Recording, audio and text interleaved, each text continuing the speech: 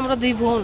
আচ্ছা, এখানে আমাদের আশুলিয়াতে বাড়ি, এখান থেকে শুনে আমার বোনের কাছে আসছি আমরা দেখতে। আমার কষ্ট লাগে, শুনে আসছে, খুব কষ্ট পাইছি। যখন মোবাইলে দেখছি তখন দেখে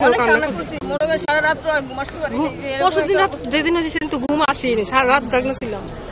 তারপরে উনি আসছে, ওনার সাথে ওনারে নিয়ে যে এখন আসলাম দেখার জন্য। চাঁদপুর থেকে আসছি কালকে, আমাদের আন্টির বাসা এখানে আছে, এই জন্য শুনে আসছি। আমাদেরও তো বাচ্চা আছে, ওইখানে অনেক কান্নাকাটি করছি যে আমাদের বাচ্চাদের এরকম হইতো, তাহলে আমরা কি করতাম।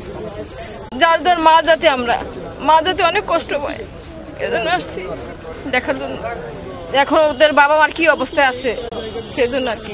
আমি ব্রাহ্মণবাড়িয়া থেকে আসি, এখানে আমার শ্বশুর বাড়ি আমি আছি এখানে। আমি যখন ঘটনাটা দেখি,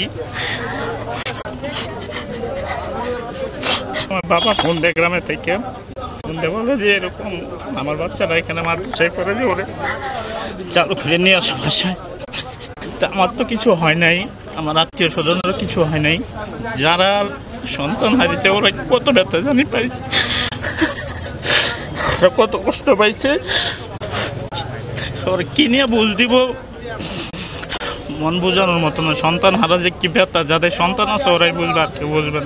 আজকে বাবার কথা অনেকে শোনে না, মার কথা শোনে না, কিন্তু যাদের সন্তান আছে ওরা বিশ্লেষণ করতে পারে যে কত কষ্ট সন্তান হারানোর ব্যথা। আমার সন্তান যদি একটু অসুস্থ হয় তাইলে আমার ঘুম হয় না, যে ওরা কীভাবে কোন ডাক্তারের কাছে গেলে ভালো হইব, কোথায় ভালো ডাক্তার আছে ওইটা খুঁজি। কিন্তু যাদের সন্তান হারানো গেছে ওদের কি কষ্ট একমাত্র মালিককে জানে, আর কেউ জানে না। আসলে শুধু দেখার জন্যই, তবে এখানে এসে দেখে আসলে খুবই খারাপ লেগেছে। কারণ এখানে হয়তো আমার রিলেটিভস থাকতে পারতো, আপনার রিলেটিভসও থাকতে পারতো। তবে এখানে এসে আমি খুব অবাক হয়েছে একটা বিষয়, সেটা হচ্ছে যে আসলে এই কলেজের উপর দিয়ে কিন্তু সবসময় বিমান যাচ্ছে, অর্থাৎ এই কলেজের রুটটাই বিমানের রুট, মানে সহজ ভাষায় যদি বলি বিমান চলাচলের রাস্তা। তো বিমান চলাচলের রাস্তা এখানে স্কুল কেন হবে, একটা প্রতিষ্ঠান কেন হবে, এটা আমি খুব অবাক হয়েছি, ঠিক না? আমি মনে করি যে আসলে এখান থেকে স্কুলটা সরিয়ে ফেলা দরকার। এবং আমরা হয়তো অনেকে শুনেছি যে একসময় কিন্তু এখানে স্কুল হওয়ার বিরোধিতা করেছিল সাবেক যে প্রধানমন্ত্রী শেখ হাসিনা, তারপর ওনার কথা মনে করে কিন্তু এখানে স্কুল করা হয়েছে।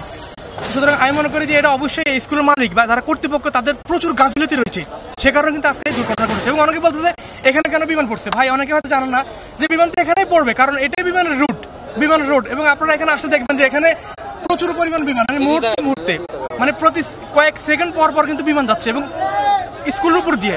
অর্থাৎ কোনো কারণে কোনো একটা বিমান যদি তার কন্ট্রোল হারিয়ে ফেলে, বিমানটা যদি পড়ে স্কুলে পড়বে, এটা অবাক হওয়ার কিছু নেই। তো আমি একটা অনুরোধ করতে চাই, যারা গার্ডিয়ানস, যারা আপনাদের সন্তানদেরকে স্কুল দিয়েছেন, আপনারা দয়া করে যদি ওনারা স্কুলের ক্যাম্পাস পরিবর্তন না করে স্কুল থেকে আপনারা নিয়ে নেন, এবং ভবিষ্যতে কোনো অভিভাবক কেউ এই স্কুলে কলেজে আপনার সন্তানকে ভর্তি করাবেন না, কারণ এটা খুবই বিপজ্জনক একটা রুট, বিপজ্জনক একটা স্কুল। এটা আমার বলার ছিল আর কি। বান্ডেল থাকলে প্রতি সেনমানিতে টাকা বাঁচবে। বিকাশ সেনমানি বান্ডেল কিনে জিতুন প্রতি লেনদেনে।